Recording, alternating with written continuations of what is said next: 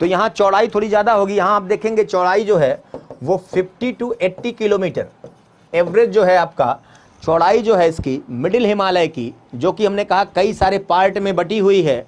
ठीक, कहाँ से, इधर आपका यहाँ पूरा जम्मू कश्मीर से लेकर और इधर जो है पूर्वोत्तर में अरुणाचल प्रदेश तक कई सारे हमने कहा छोटी छोटी श्रृंखलाओं में जो है बटा हुआ है। ठीक है, तो इसको आप ध्यान दीजिएगा, बटा हुआ है, तो इसलिए मैंने कहा कि इसमें औसत चौड़ाई 50 से 80 किलोमीटर और औसत ऊंचाई जो है इतना। ठीक है, अब जैसे आप देखिए हमने पहले भी बताया आपको कि यहाँ जो है यही मिडिल और मिडिल ये जो आप देख रहे हैं जैसे ये पीर पंजाल और ये आपका है ग्रेटर हिमालय, इन दोनों के बीच में क्या है आपका जो आपकी कश्मीर जो घाटी बहुत महत्वपूर्ण कश्मीर वैली है वो स्थित है। ठीक है, उसके बाद हमने कहा इधर आप जो इस क्षेत्र में देखेंगे तो धौलाधर और इधर ये वाला, तो इस एरिया में आप देखिए कि जो आपकी कांगड़ा वैली जो कुल्लू वैली है हिमाचल में वो क्या है इसके अंतर्गत आते हैं। तो ये महत्वपूर्ण कई सारी घाटियाँ हैं और आप जानते हैं वो क्या है, बहुत सारा पर्यटन के दृष्टिकोण से काफ़ी महत्वपूर्ण है, आप जाते भी हैं। कश्मीर को आपको पता ही है, ठीक है, कि एक प्रकार से आप कह लीजिए कि एक स्वर्ग का जो दर्जा दिया जाता है, उसकी जलवायु उसका जब आप कह लीजिए कि उसमें जो उसका जो भूदृश्य है वो भूदृश्य अद्भुत भूदृश्य है।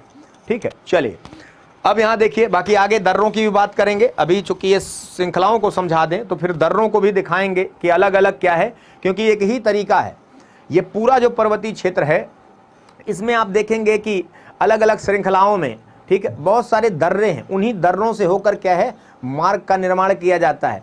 कुछ सुरंगें बनाई गई हैं, ठीक है, कुछ सुरंगें बनाई गई, जैसे इसी पीर पंजाल में आप देखें, पीर पंजाल में अटल सुरंग का नाम आपने सुना होगा, लगभग 9.02 किलोमीटर की सुरंग, लगभग 9 किलोमीटर आप कह लीजिए, लगभग 9.02 किलोमीटर की सुरंग बनाई गई है।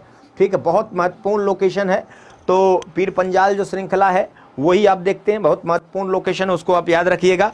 और मनाली और लाहौल स्पीति घाटी को ये जोड़ने का काम करती, जो अटल सुरंग है वो मनाली और लाहौल स्पीति घाटी को क्या है जोड़ने का कार्य करती है, बहुत महत्वपूर्ण है, उसको याद रखिएगा। तो बाकी अन्य दर्रों को अलग से हम आपसे चर्चा करेंगे। अभी आप ये प्रक्रिया समझिए जहां हैं, नहीं तो भटक जाएंगे। तो ये आप देखिए, ये हो गया। अब इसमें आप देखिए ये जो आपका है हिमालय, ग्रेटर हिमालय की तुलना में इस क्षेत्र में आप कह लीजिए थोड़ा सा क्या है, क्योंकि ग्रेटर हिमालय पूरा बर्फ से ढका है, इसकी ऊंचाई इतनी नहीं है, तो यहाँ जो है बर्फ की मात्रा आपको इस प्रकार से नहीं मिलेगी। अब देखिए आगे बढ़ेंगे, तीसरा जो आप चलेंगे उसमें शिवालिक।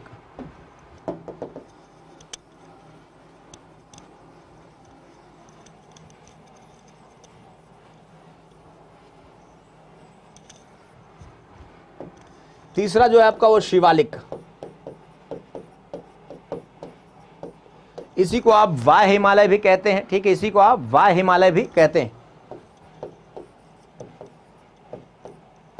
इसी को आप वाय हिमालय भी कहते हैं। अब ये देखिए क्या है कि ये सबसे बाहरी है। अब देखिए जो अभी आपने मिडिल हिमालय पढ़ा उसका निर्माण हो गया था कब, मायोसीन काल में, उसी सब बने टर्शियरी में। याद रखिएगा जितने नवीन वलित पर्वत हैं भारत में, जैसे भारत और दुनिया में, जैसे भारत में आप हिमालय की बात पढ़ रहे हैं, भारत क्या, भारत के साथ एशिया में आप ये कह रहे हैं बहुत सारे देश हैं, वैसे आप देखिए उत्तरी अमेरिका में रॉकीज पर्वत है, दक्षिणी अमेरिका में एंडीज पर्वत है, अफ्रीका में आप एटलस कहते हैं, अब यूरोप में आल्स पर्वत, ये सब क्या है, ये सब नवीन वलित पर्वत। तो ये टर्शियरी, इसको तृतीयक युगीन पर्वत कहते हैं, लेकिन उसमें भी अलग अलग समय है। जैसे आपने अभी पढ़ा, ग्रेटर हिमालय को बताया, मिडिल हिमालय को बताया, मायोसीन, ये जो है वो प्लायोसीन के अंत तक निर्मित हुआ, ये प्लायोसीन के अंत तक जो है निर्मित हुआ था शिवालिक। मलबा बहुत कम बचा था, जाहिर सी बात है, दो उत्थान हो चुके थे ग्रेटर और मिडल, इसीलिए इसमें देखिए मलबा बहुत कम रह गया, तो इसीलिए इसकी ऊंचाई क्या है, औसत कम होगी। तो औसत ऊंचाई आप इसमें देखेंगे तो सबसे कम होगी, इसकी औसत ऊंचाई आप देखेंगे तो ज्यादा नहीं है, करीब 900 से, ठीक है, 1100 मीटर, कहीं कहीं थोड़ा सा और कह लीजिए 1300 मीटर तक। तो औसतन 900 से 1100 मीटर जो है इसकी, 900 से 1100 मीटर, कुछ किताबों में 900 से 1300 कहेंगे, बहुत फर्क नहीं पड़ता भूगोल में, क्योंकि ये चीज़ें हैं बहुत सारी जो है ऐसी चीज़ें, जटिल संरचनाएं हैं जिसमें थोड़ा सा मुश्किल होता है। तो औसत ऊंचाई हमने कहा 900 से लगभग 1100 मीटर है, सबसे बाहरी श्रृंखला है, ठीक है, और इसकी जो चौड़ाई होगी वो काफ़ी क्या है, वैरी करेगी। तो चौड़ाई इसकी अगर आप देखेंगे, इसकी जो चौड़ाई है वो इधर पंजाब के आसपास, मतलब इसकी चौड़ाई जो है वो पंजाब के आसपास इस वाले हिस्से में, इसकी चौड़ाई हमने कहा जो पंजाब के आसपास, देखिए पंजाब के आसपास या पश्चिमी क्षेत्र में लगभग 50 किलोमीटर, और इधर पूर्वी क्षेत्र में कहेंगे, पूर्वी क्षेत्र में इधर सिक्किम के आसपास इधर आ जाइए पूर्वी क्षेत्र में, तो मात्र 10 किलोमीटर, मात्र क्या है 10 किलोमीटर। और जैसा मैंने पहले भी बताया कि ये जो शिवालिक है वो आप देखिए पंजाब, ये देखिए निचला भाग है एकदम, ठीक, ये निचले भाग से यहां से लेकर ये करीब सिक्किम तक, इधर आ जाइए सिक्किम तक, यानी पंजाब से लेकर सिक्किम, ये करीब पंजाब से लेकर सिक्किम तक तो क्लियर है।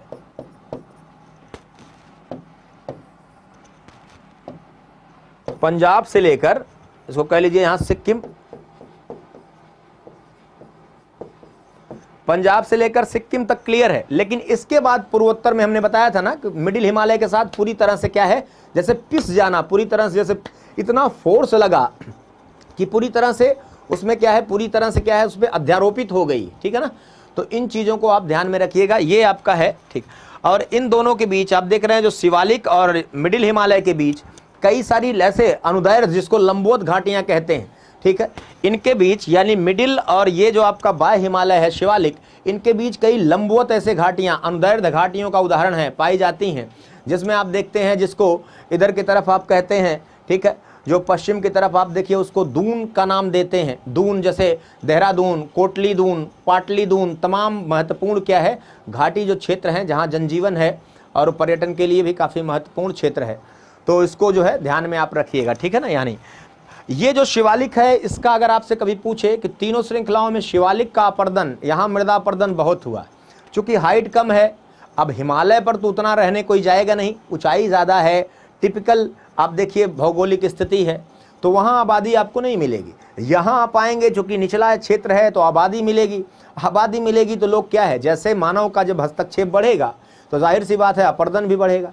इसलिए आप कहते हैं शिवालिक जो है वहाँ बहुत ज़्यादा मृदा अपर्दन बहुत ज़्यादा क्या है देखा जाता है। तो सबसे ज़्यादा मृदा अपर्दन अगर पर्वतीय क्षेत्र में कहें तो इधर जो आपका पर्वतीय क्षेत्र की बात हम कर रहे हैं, तो शिवालिक का अपर्दन क्या है बड़े पैमाने पर हुआ, और आबादी भी सबसे ज़्यादा इसी क्षेत्र में शिवालिक जो क्षेत्र है वही होगा। शिवालिक का निचला जो भाग हमने बताया, जहाँ से शिवालिक यानी एकदम पर्वत पदीय क्षेत्र कह लीजिए, शिवालिक का पर्वत पदीय क्षेत्र, ठीक, वहाँ हमने कहा जहाँ मैदानों से अलग होता है उसको हिमालयन फ्रंटल फॉल्ट या हिमालयी अग्रभ्रंश कहते हैं, हिमालयी अग्रभ्रंश कहते हैं, उसको आप याद रखिएगा, ठीक है। वहाँ आप देखेंगे उसके जस्ट आगे आगे जब मैदान पढ़ेंगे तो देखेंगे बड़े बड़े क्या है बोल्डर्स, टुकड़े जो है चट्टानों के, पत्थरों के, जहाँ नदियाँ विलुप्त हो जाती हैं और जिसको आप क्या बोलते हैं, जिसको आप बोलते हैं भाबर, भाबर रीजन बोलते हैं। तो भाबर, तराई, बांगर, खादर, ये मैदानों का विभाजन है, इसको हम अलग से करेंगे, लेकिन अभी ये महत्वपूर्ण जो चर्चा है ये आप अब एक बात और इसमें समझिए, यहाँ जो है याद रखिएगा, और जो प्रश्न है इधर की तरफ आप देखेंगे, देखते जाइएगा। अब इसमें देखिए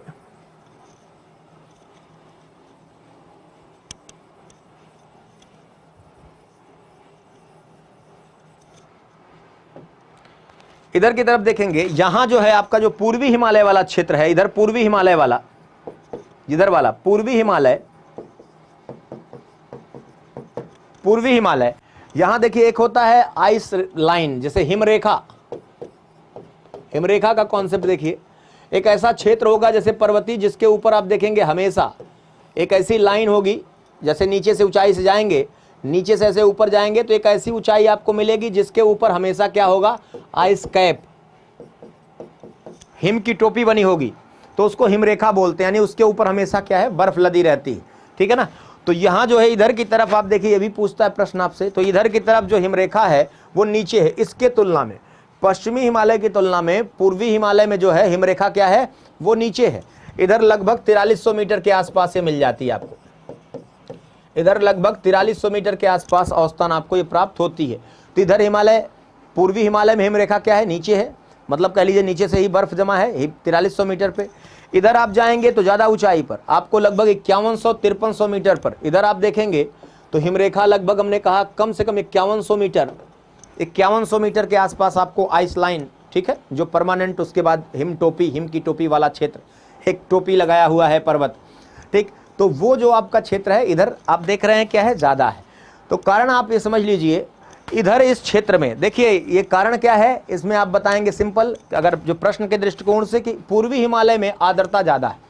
आर्द्रता ज़्यादा है तो बर्फ बनने की संभावना क्या है, ज़्यादा है। समझिएगा, आर्द्रता ज़्यादा है, बिना आर्द्रता सूखे जल्दी बर्फ का निर्माण। आर्द्रता क्या होगी क्योंकि वर्षा है, मान लीजिए, यानी इधर की तरफ वर्षा ज़्यादा है, पूर्वी हिमालय की तरफ वर्षा ज़्यादा है। वर्षा ज़्यादा है तो हमने कहा आर्द्रता ज़्यादा है, और उससे क्या है, बर्फ का निर्माण ज़्यादा आसानी से होगा। इधर जो है आप देखेंगे, आगे हम लोग बात करेंगे, इधर ये शुष्क क्षेत्र काफ़ी कुछ ड्राई रीजन है, ठीक है। तो इधर क्या है, हिमरेखा ज़्यादा ऊंचाई तक पाई जाती है, इसको आपको ध्यान में रखना है। तो ये जो आपका है, ये जो इधर वाला क्षेत्र, यहाँ हमने कहा कि आप अगर ध्यान से देखेंगे अक्षांशीय दृष्टिकोण से, जैसे भारत का जो है विस्तार वो लगभग, आप देखिए हमने बताया था 8 डिग्री 4 मिनट अक्षांश से लेकर इधर 37 डिग्री 6 मिनट, ठीक है, 37 डिग्री 6 मिनट तक यहाँ पाया जाता है। तो आप अगर देखेंगे कि हिमालय चापाकार है, जैसा बताया था आपको, चाप के आकार का है, तो यहाँ के तुलना में यहाँ आप देखिए इस भाग में जो पूर्वी भाग आपको दिखाई दे रहा है, ये क्या है, ज़्यादा क्या है, इसकी तुलना में थोड़ा दक्षिण की तरफ अक्षांशीय विस्तार इसका थोड़ा दक्षिण है, ठीक है, इसकी तुलना में। और ये बंगाल की खाड़ी से काफ़ी निकट, ये बंगाल की खाड़ी से काफ़ी निकट है, ये बंगाल की खाड़ी या कह लीजिए अरब सागर से दूर है, ठीक है ना। तो ये तटीय क्षेत्र से दूर है और ये नज़दीक है। पूर्वी भाग में क्या होगा, वर्षा ज़्यादा होगी, तो यहाँ हिमरेखा क्या है, ज़्यादा अपेक्षाकृत नीचे पाई जाएगी। हिमरेखा क्या होगी, नीचे पाई जाएगी। किसके वजह से, आप कहेंगे वर्षा ज़्यादा होती है, आर्द्रता का प्रभाव, ठीक। इसको आप समझते रहिए, इसको आप क्या है समझ के रखिएगा, ध्यान से रखिएगा इन चीज़ों को। अब थोड़ा सा आइए ट्रांस हिमालय की बात कर लेते हैं। पार हिमालय जिसको कहते हैं, जो आपने देखा था ग्रेटर हिमालय, हमने कहा सिंधु सांगपो सचर जून से अलग है। तो पार हिमालय का मतलब जो हिमालय के उत्तरी भाग में हो। आइए देखते हैं,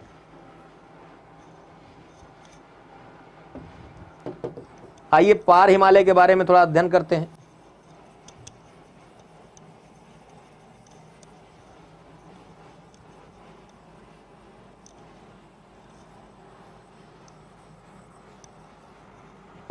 इधर ध्यान से देखिए, हमने कहा इस पर्टिकुलर ये जो पोर्शन है आपका, इसको थोड़ा निकाल दीजिए, मतलब ग्रेटर हिमालय से उत्तर हम चल रहे हैं। अब देखिए ग्रेटर हिमालय से उत्तर चलेंगे तो इधर देखिए ये पोर्शन जो आपको बता रहे हैं इसको देखिएगा।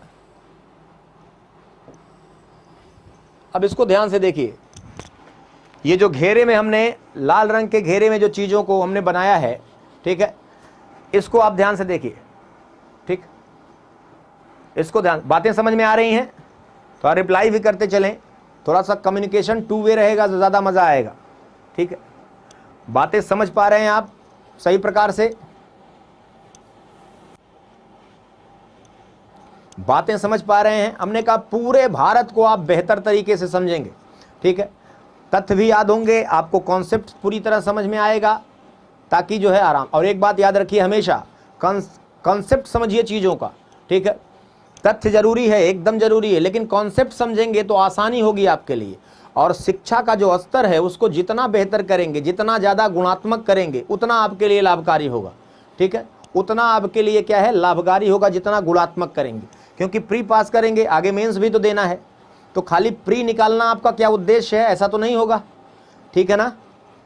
मेरे प्यारे विद्यार्थियों, हमने कहा कि कुल मिलाकर आपका खाली प्री निकालना उद्देश्य नहीं है, ओवरऑल पूरी परीक्षा निकालें आप, शुभकामनाएं आप सफल हों। तो उसके लिए हमने कहा प्री के साथ साथ आप चीज़ों को ऐसे समझें कि मेंस में भी आपको क्या है, एक बेहतर समझ जो है वो आपको हासिल हो, तो ज़्यादा बेहतर रहेगा, ठीक है। चलिए कृति जी नमस्कार, नमस्कार सभी को नमस्कार। चलिए चलिए आइए, गुड।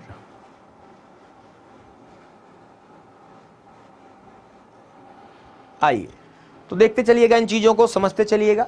अब हमने कहा ये जो है ट्रांस हिमालय, पार हिमालय, इसको क्या कहते हैं आप, पार हिमालय,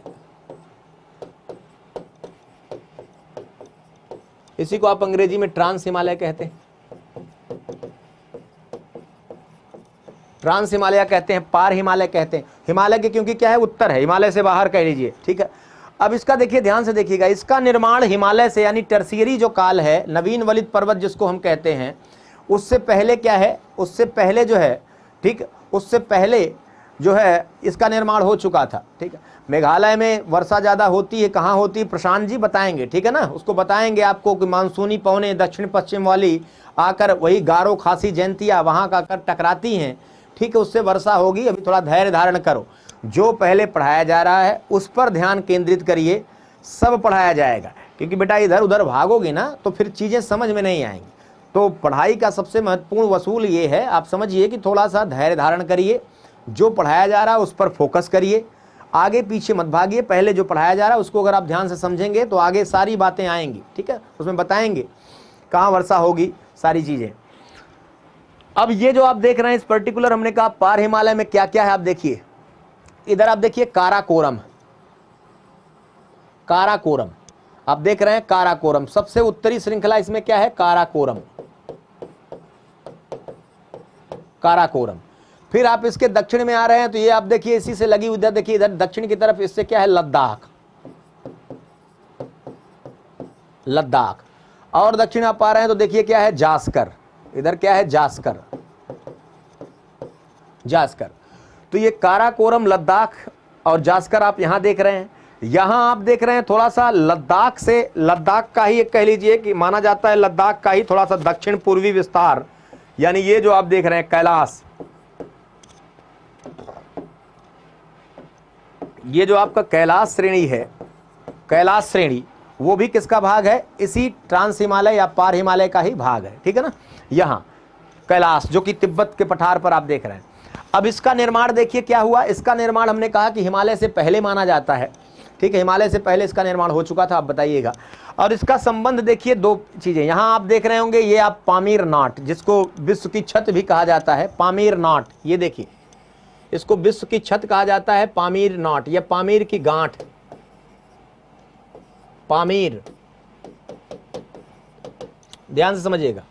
तो इसका संबंध जोड़ा जाता है यहां से, पामीर की गांठ से, पामीर की गांठ से। ठीक है, पामीर की गांठ से इसका संबंध जोड़ा जाता है। ये देखिए पामीर का पठार, जिसको आप विश्व की छत के नाम से भी जानते हैं। क्योंकि देखिए क्या है, जैसे आप एक धागा लीजिए कई सारा, एक गांठ बनाकर उसमें कई सारे क्या है अलग अलग कई सारी श्रृंखलाएं, कई सारे आप कह लीजिए उसमें श्रृंखला, कई सारे भाग, उसके कई सारी उसकी शाखाएं बना दीजिए। तो वैसे जैसे मान लीजिए कि ये पूरी तरह से ये गांठ है, आप देख पा रहे हैं। अब इसी से कई सारी चीजें, जैसे इधर देखिए इसी से निकला, इधर आप कह लीजिए।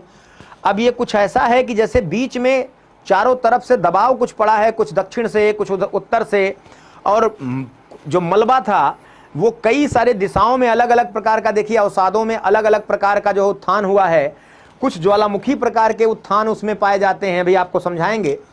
तो ये देखिए इसी से पामीर की गांठ से इधर निकला है, देखिए जिसको कहा जाता है हिंदू कुश, आप देख पा रहे हैं हिंदू कुश, हिंदू कुश, जो कि आप देखते हैं किधर जाता है अफगानिस्तान की तरफ, अफगानिस्तान, अफगानिस्तान की तरफ।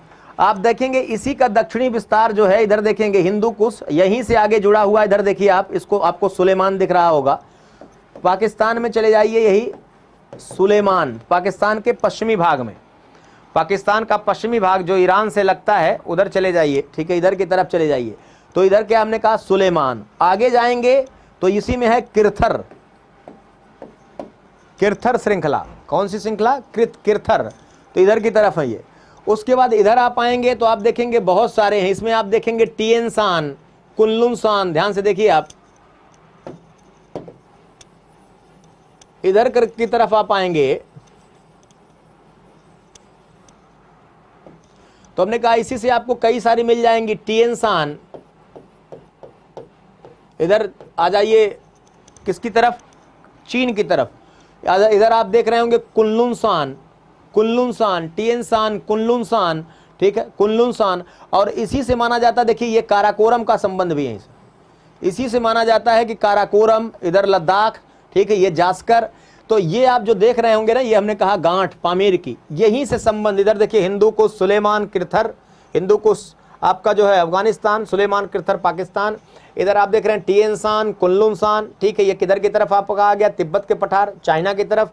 और यहीं से आप देखिए ये भारत वाला हिस्सा जो इधर की तरफ, ठीक है, आप जिसमें काराकोरम, लद्दाख, जास्कर, और इसी का भाग माना जाता है कि इसका विस्तार, इसी लद्दाख का दक्षिण पूर्वी विस्तार, इसी लद्दाख का दक्षिण पूर्वी जो विस्तार है वो आप देखिए यहाँ, ठीक है, आपका जो है ये महत्वपूर्ण चीजें हैं, इसको आप देखिए। तो ये जो है आपका ये जो हिस्सा है यहाँ आप देखिए, ये जो पूरा हिस्सा है ये अफगानिस्तान से लेकर इधर तिब्बत, अफगानिस्तान तिब्बत, ठीक है ये, और आगे इधर जो आपके जो मध्य एशिया के देश हैं, इधर आगे जो मध्य एशिया के देश हैं, ठीक है, मध्य एशिया के देश जो है उधर की तरफ इसका विस्तार, इसी मध्य यहीं पामीर की जो गांठ आप देख रहे हैं, इसी से आगे निकलकर दो नदियां जाती हैं, एक जिसको आप सिर दरिया, अमू दरिया कहते हैं, जो अरल सागर में जाकर क्या है गिरती हैं। अरल सागर कजाकिस्तान और आप देखिए उज्बेकिस्तान के बीच एक सागर है अरल सागर। तो ये आगे यानी मध्य एशियाई देशों तक भी जो है, जो रूस से अलग हुए हैं 1990 में, मध्य एशियाई देश आप जानते हैं ना, कजाकिस्तान, तजाकिस्तान, तुर्कमेनिस्तान, तो ये सब वो उधर के एरिया तक भी क्या है इसका प्रभाव आप देख पाएंगे। यही मध्य स्थिति। तो इधर अफगानिस्तान, इधर आप देखेंगे तुर्कमेनिस्तान, तजाकिस्तान, इधर की तरफ आगे आप जाएंगे, इधर हमने कहा चीन वाला क्षेत्र होगा और दक्षिण की तरफ आपका जो है ये सब क्षेत्र। तो ये माना जाता है इसी से क्या है पामीर की गांठ से इसका संबंध, ठीक है ना। इस चीज को आपको देखिएगा, समझिएगा। अब देखिए, ठीक, इन बातों को आप समझिएगा। चंबा वैली है भाई, चंबा हिमाचल में है, चुंबी नहीं चंबा, चंबा घाटी है, ठीक है। चंबा जो है चंबा वैली, ठीक है, चंबा घाटी वो हिमाचल में है। चलिए अब यहाँ आप देखिए, अब इसमें आप देखिए एक प्रकार से हमने कहा ये जो पर्टिकुलर एरिया है काराकोरम, एक बात और याद रखिएगा कभी पूछे तो, काराकोरम को माना जाता है कि इसकी ओरिजिन कहीं न कहीं, इसकी ओरिजिन को काराकोरम कहीं ज्वालामुखी से भी जोड़ा जाता है। किससे जोड़ा जाता है? ज्वालामुखी से जोड़ा जाता है, ठीक है। तो ज्वालामुखी से जोड़ा जाता है, ज्वालामुखी से जोड़ा जाता है काराकोरम। तो कई बार ये भी माना जाता है कि ज्वालामुखी उद्गार की वजह से, ये ज्वालामुखी उद्गार की वजह से निर्मित हुआ है। तो इसको भी आप समझ लीजिएगा कि काराकोरम को ज्वालामुखी उद्गार से भी निर्मित जो है माना जाता है पूरा श्रृंखला। हालांकि इस क्षेत्र में अब आपको ज्वालामुखी उद्गार नहीं दिखाई देंगे, ठीक है। इस क्षेत्र में आपको ज्वालामुखी उद्गार, ये बहुत पहले घटना, अब ज्वालामुखी उद्गार देखने को नहीं मिलेंगे क्योंकि इसकी मोटाई इतनी ज़्यादा है और प्लेट, मैंने कहा प्लेट के पिघलने से लावा निकलता है। तो ये प्लेट जो है अब पूरी तरह से ऑलमोस्ट सबडक्ट या छेपित हो चुकी है और कुल मिलाकर अब यहाँ से क्या है मैग्मा का उत्थान इस प्रकार से नहीं होता, इसीलिए अब यहाँ क्या है ज्वालामुखी उद्गार जो है नहीं पाए जाते, ठीक। आपको बताया कई कारण इसके बताए थे। ज्वालामुखी उद्गार आप देखेंगे अधिकतर जलीय या तटीय क्षेत्रों में होगा। ज्वालामुखी उद्गार क्या होता है? अधिकतर जलीय या तटीय क्षेत्रों में होता है और जहाँ प्लेट सबडक्ट यानी नीचे होगी जाएगी तो उसके साथ जल भी बड़े मात्रा में अंदर जाता है और जल क्या होगा नीचे जब जाएगा उसमें समझिए काफ़ी परकोलेशन यानी काफ़ी रिस्क कर जल भी नीचे की तरफ जाता है और नीचे जब प्लेट पिघलती है लावा बनता है तो जल जलवाष्प का काम करेगा और उससे क्या होगा लावा को फोर्स मिलेगा। जब ज्वालामुखी आप पढ़ेंगे तो आपको बताएंगे कि ज्वालामुखी में ज्वालामुखी गैस, लावा, जलवाष्प, बहुत सारी चीज़ें पाई जाती हैं। तो अधिकतर आप देखिए ज्वालामुखी क्या है तटीय क्षेत्रों में, कहाँ पाएंगे? तटीय, पूरा जैसे आप रिंग ऑफ फायर जब आगे आपको पढ़ाया जाएगा तो तटीय क्षेत्रों में पाया जाएगा। यहाँ कोई जल क्षेत्र नहीं है, ठीक है। ये दोनों प्लेट जो हैं, जो इंडियन और जो यूरेशियन है, दोनों कैसी हैं? दोनों हैं कॉन्टिनेंटल, महाद्वीपीय प्रकार की, ठीक है। तो याद रखिएगा ये भी, यहाँ ज्वालामुखी उद्गार नहीं होंगे। भूकंप बहुत होंगे क्योंकि आपको बताया कि प्लेट का किनारा है, अभिसारी किनारा बोलते हैं, यहाँ प्लेट में टक्कर हो रही है और अभिसारी किनारा है, इसलिए क्या है ज़्यादातर आप देखेंगे इसका क्या है, इस पर्टिकुलर एरिया में ज़्यादातर क्या है भूकंप देखे जाते हैं।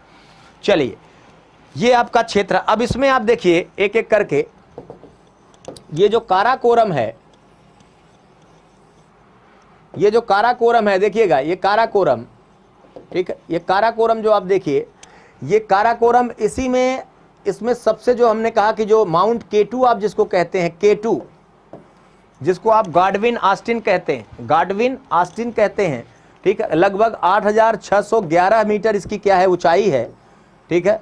और ये दूसरी प्रमुख चोटी है, अगर देखा जाए तो दूसरी प्रमुख चोटी है, लेकिन ये भारत में अभी आपने कहा भारत में तो मान लीजिए है, लेकिन वैसे वे POK के अंतर्गत आएगा, पाक ऑक्युपाइड या पाक अधिकृत कश्मीर के अंतर्गत आएगा, इसको याद रखिएगा, ये K2 याद रखिएगा। इसमें आप देखिए कि ये जो पूरी श्रृंखला है इसमें कई सारे महत्वपूर्ण ग्लेशियर भी हैं,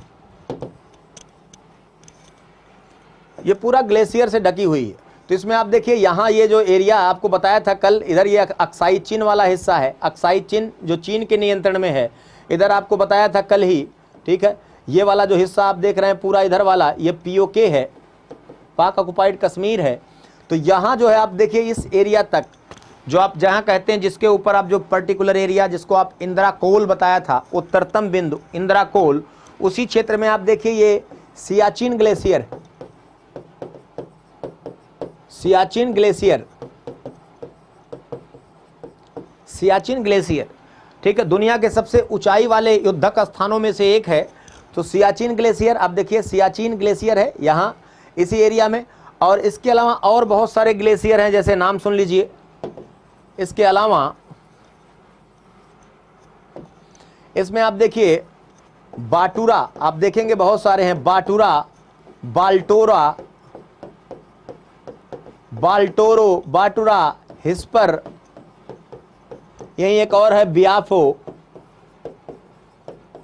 तो बहुत सारे ग्लेशियर हैं। सियाचिन यहां सबसे बड़ा ग्लेशियर है। इसके अलावा हमने कहा कि हिस्पर, बाटूरा, बाल्टोरो, बियाफो, कई सारे क्या हैं, कई सारे जो है ये जो एरिया है, कई सारे क्या हैं, आपको ये पर्टिकुलर एरिया जो आप देख रहे हैं, ये कई सारे, इसमें कई सारे ग्लेशियर हैं। क्या हैं? ग्लेशियर हैं।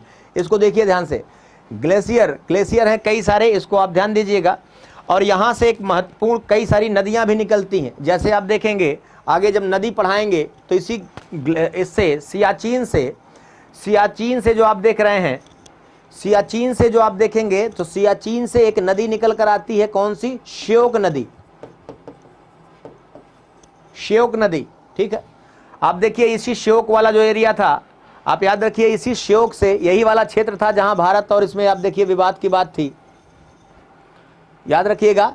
इसी श्योक यानी सियाचिन ग्लेशियर से जो श्योक नदी आती है, उसी में एक नदी इधर से आती है पूरब में, इधर की तरफ से, चाइना की तरफ से एक नदी आएगी गलवान, यानी इस श्योक नदी में महत्वपूर्ण याद रखिएगा,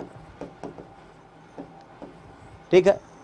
श्योक नदी को, ठीक है, एक मृत्यु की नदी भी कह लीजिए, रिवर ऑफ डेथ भी कहते हैं, याद रखिएगा। अभी कभी रिवर ऑफ डेथ अगर पूछे, रिवर ऑफ डेथ, तो यहाँ श्योक नदी को रिवर ऑफ डेथ भी कहते हैं। क्यों? क्योंकि थोड़ा जब गर्मियाँ होंगी ना, तो इतना ज़्यादा क्या हो, ग्लेशियर उसमें इतना ज़्यादा प्रभाव बढ़ जाएगा, इतना वेग बढ़ जाएगा, पानी का बहाव इतना बढ़ जाएगा कि उसमें क्या है कि बहुत ज़्यादा बहाव हो जाता है, और उसके आसपास अगर कोई गिरा उसमें तो फिर वो बच नहीं सकता, वो लेकर बहा के चली जाएगी।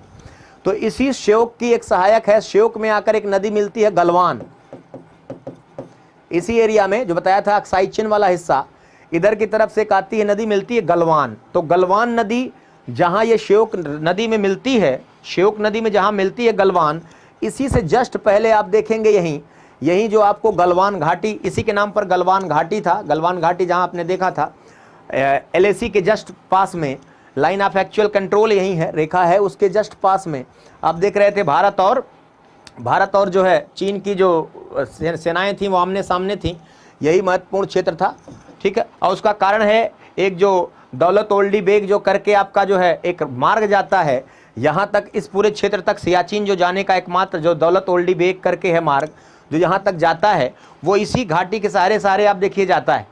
तो यहाँ ऊंचाई इस क्षेत्र में ज़्यादा है, गलवान वाला जो आप देख रहे हैं ऊंचाई ज़्यादा है, और भारत वाला हिस्सा थोड़ा नीचे पड़ेगा। तो बहुत महत्वपूर्ण लोकेशन है। अगर ये लोग यहाँ पहुँच गए, या जैसे पीक थी वहाँ जो आपने देखा था, अगर बैठ जाते तो यहाँ से इसको क्या है, हमारा रास्ता आगे तक सियाचिन वाला कट ऑफ कर देते। तो ये हमारे लिए ये जो एरिया था काफ़ी टिपिकल। खैर, तो इन चीज़ों को याद रखिएगा। यहाँ ये अलग से पूरा एक टॉपिक हो जाएगा इंटरनेशनल रिलेशन का, लेकिन आपको समझने के लिए इतना बता दिया कि गलवान भी एक नदी है, गलवान घाटी, ये भी बात, ये श्योक से आकर मिलती। श्योक कहाँ से निकलती है? श्योक निकलती है आकर किससे? इसी सियाचिन।